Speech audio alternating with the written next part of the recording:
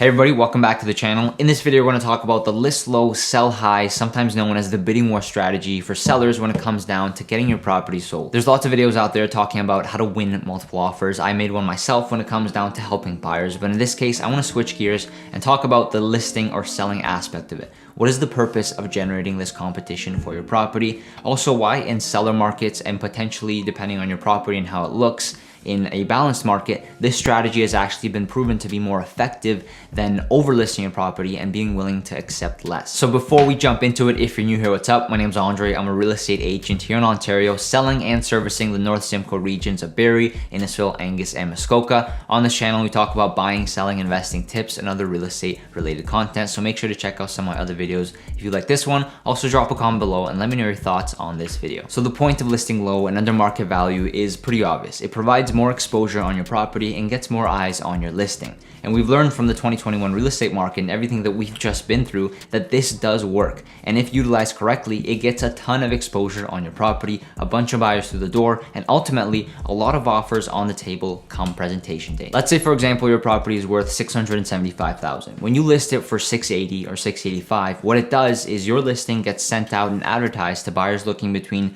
the $650,000 to $700,000 range. However, when you take that same listing and price it at $499, you are now opening up the buyer pool. Buyers that are looking between $500 to $550, $550 to $600, $600 to $650, and then $650 to $700 are now all going to be seeing your listing because of the price point that it's listed at. And as we've seen in this crazy 2021 real estate market, regardless of what a realtor thinks a property might sell for or what the comparables show, buyers are still going to want to see it anyways. And what that does is it gets all these buyers through the door, all the business cards on the table, and ultimately more offers come presentation date, which gives you, the seller and the listing agent, leverage when it comes down to negotiation and selling for the most amount of money possible at that given time. In a seller's market, this is extremely effective because there's low inventory. Buyers are more likely to bid on your property, and we'll talk about it in a second, how that leverage gives you the chance to potentially sell for more as opposed to listing around market value or a little bit over and being willing to accept less.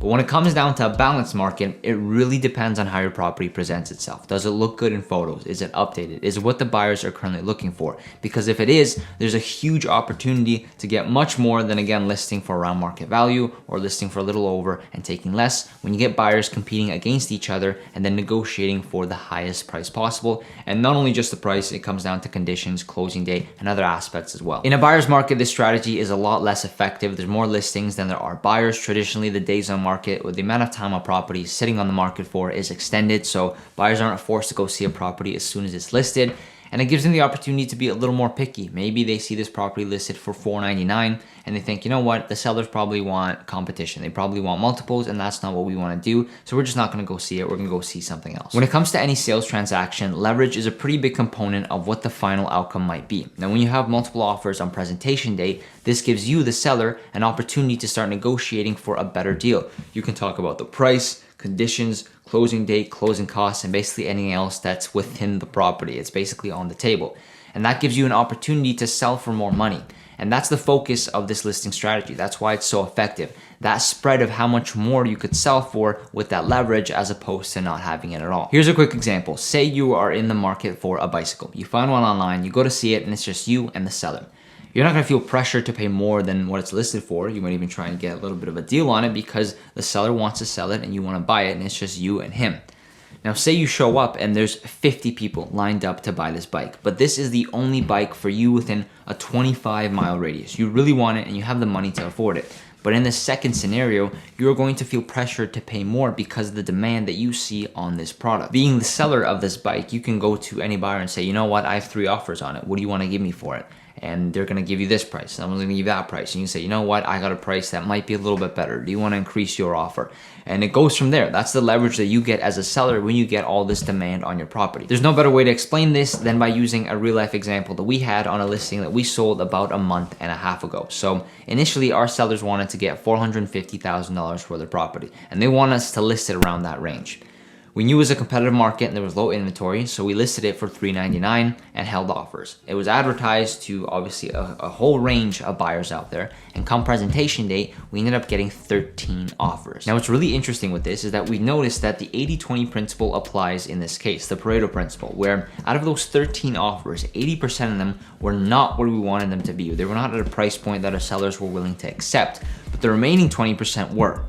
But those 80% of offers, those 10 or 11 offers that were putting pressure on the remaining 20 allowed us to negotiate back and forth with the top 3 offers, and we ended up selling this property for $540,000, almost 100 grand over what our sellers initially wanted. And that was only because we had 13 offers on the table, and we use that as leverage to go to every offer and say, listen, there's 13 offers, is there any way you want to improve it? And after one buyer improved it, we go back to the other 11 or 12 and say, you know what, someone did a revision on their offer, do you want to improve yours? And went back and forth until we eventually got to the point where our sellers were more than happy to just take that offer and not push it anymore. Had we listed that property for $450,000, 5 of those offers would not have been on the table on presentation date, because we would have listed this property out of those buyers range.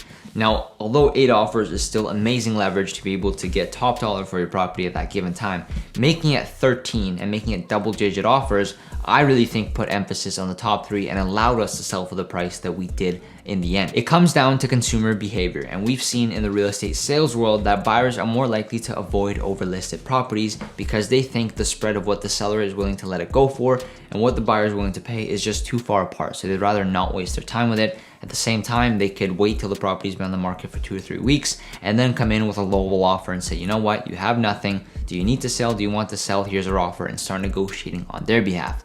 What we've seen on the flip side is that because real estate is such a unique product, every house is different, it has its own character, it has its own life. We've seen it before where a buyer says that the maximum they're willing to pay for this type of property is $430,000.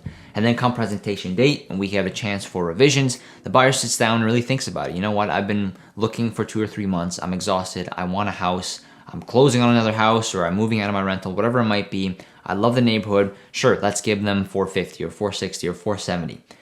Otherwise, if you were listed at $470,000, that buyer who initially said they're not going to pay more than $430 would have just not seen that property and gone elsewhere. So how is this more effective than listing a property, say $50,000 over market value, and being willing to accept lower, playing that mental mind game with the buyers, thinking that, oh, okay, we got this property under market value, so it must be a good deal, when in reality, you know that you overpriced your property and you're getting the deal in this transaction. I know I did the bicycle example to explain it, but visualizing these things in different terms helps me understand it, so here's another example. Say you are fishing in a small pond, and there is only one fish in that pond. There's a good probability that that is the only fish that you're going to catch.